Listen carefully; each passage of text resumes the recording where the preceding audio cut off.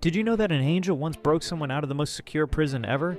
Let me tell you about Peter's amazing escape. King Herod was very angry at Jesus' friends. He arrested Peter and threw him in prison with 16 soldiers guarding him. Peter was chained between two sleeping guards, and Herod planned to kill him the very next day. But Peter's friends were praying all night long, asking God to save him. Even though Peter knew he might die tomorrow, he slept peacefully in his dark cell. He trusted God completely. Suddenly, a bright angel appeared. The whole prison filled with supernatural light, but the guards kept sleeping. The heavy chains just fell right off Peter's hands. Peter thought he was dreaming as the angel led him past all the guards. The big iron gates opened all by themselves.